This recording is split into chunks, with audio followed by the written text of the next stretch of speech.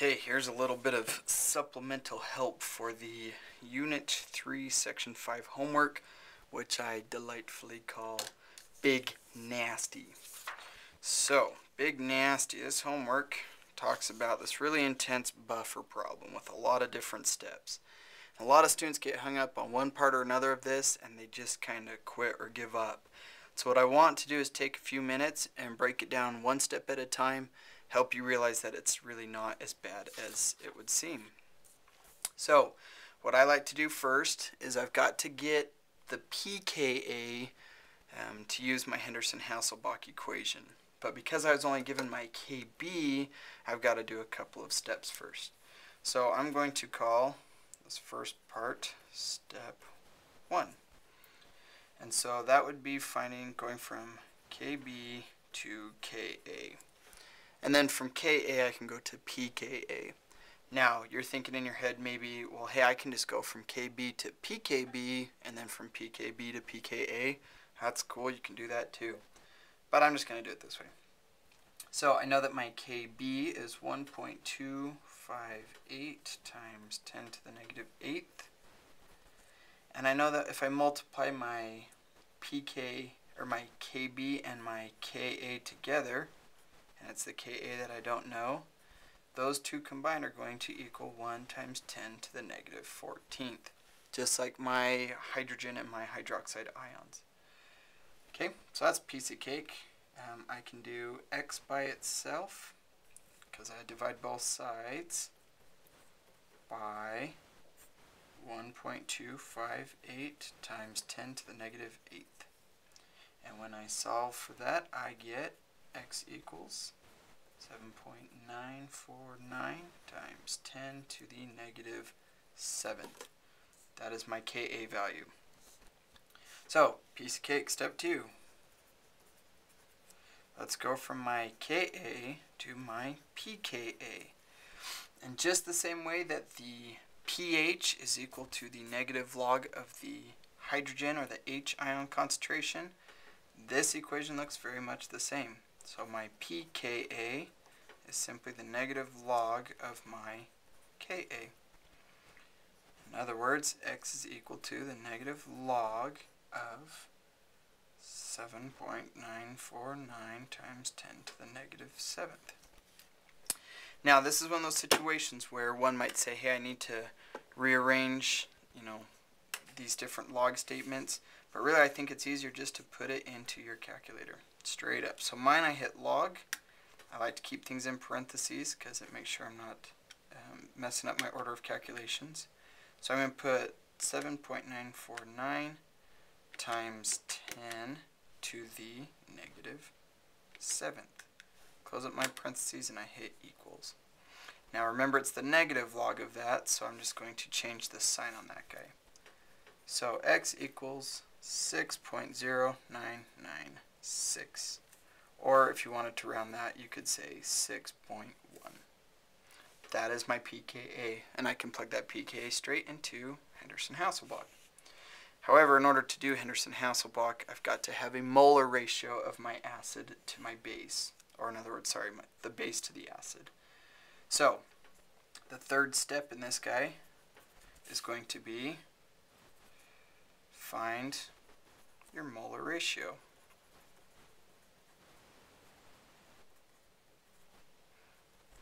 So, the molar ratio of this guy, it's going to stem from Henderson-Hasselbalch.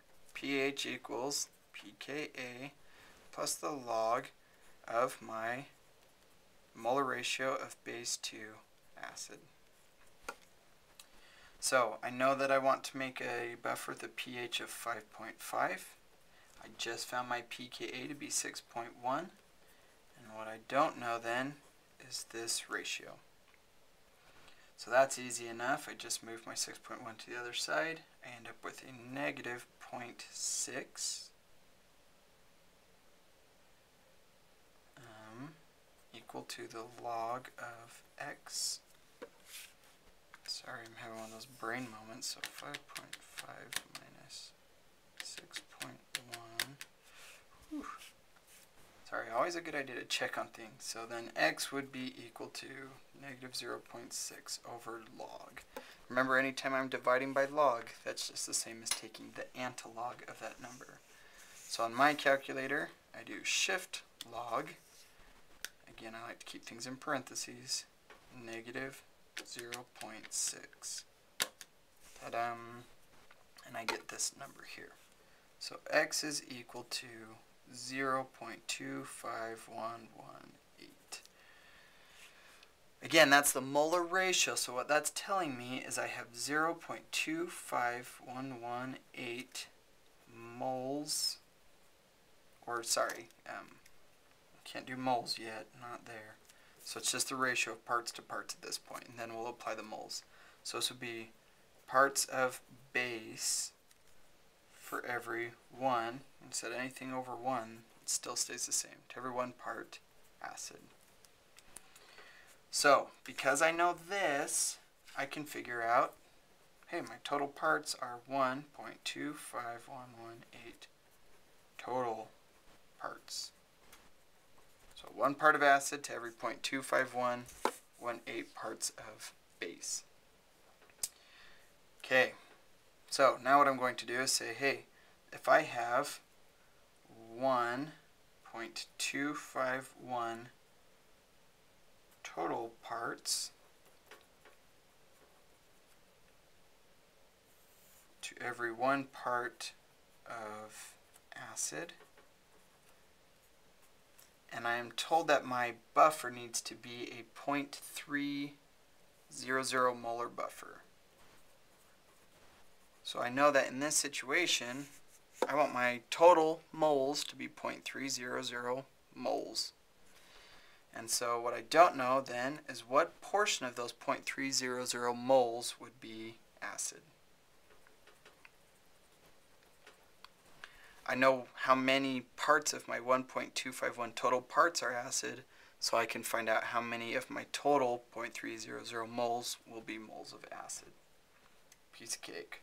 1.251 x equals 1 times 0.300. X equals 0.300 divided by 1.251. X is equal to 0.3 divided by 1.251. 0.2398. I like keeping my numbers larger at this point. I can round them off at the end if I want to. And so now if I want to find out, so that would be moles acid. So now I can find out how many of my total moles minus my moles of acid to get me my moles of base. So 0.2398. 0.0602 moles of base. Cool. So far so good. Nothing too tricky. So now let's call this guy step, and I'm getting all crazy here, step 4. And let's go from moles to grams. Because the problem didn't ask me how many moles I needed, it asked me how many grams I needed. So, for this, I can say, hey, I know that I want a 0.060 molar solution. Again, this is coming from here.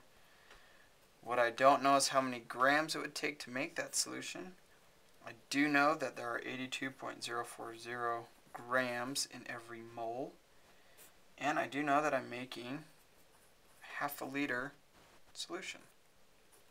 That's just a simple molarity formula. So 0.060 times 0.5 times 82.040 gets my x by itself. And crunching out those numbers, I get 0.06 times 0.5 times 82.040. 2.461 grams. In other words, I would need 2.461 grams of my base mixed in with my acid to get the buffer of the same volume and pH that we were told in the problem. However, what this is telling me is how many pure anhydrous grams I would need. What I've been told in my problem is that I'm not working with a reagent that is perfectly pure and anhydrous. So what I've got to do is I've got to make some conversions. So what I'm going to do here is I'm going to go from my anhydrous, which is what I just found, to how much of the hydrous weight I would need. So to do this, I just set up my ratio. I know that my anhydrous sodium acetate is going to weigh 82.040 grams. And I wasn't given my hydrous, which is kind of annoying, but that's no big deal. I can figure this out. It's simply the weight of my hydrous plus 3 times the weight of water, because I had 6 water molecules there. And what I'm going to do is I'm going to set that equal to the anhydrous weight that I just found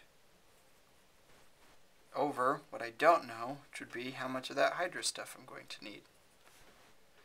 So I crunch this guy out, or I cross multiply, and I get 82.040x is equal to 2.461, and then doing the math, my hydrated sodium acetate would weigh 136.088.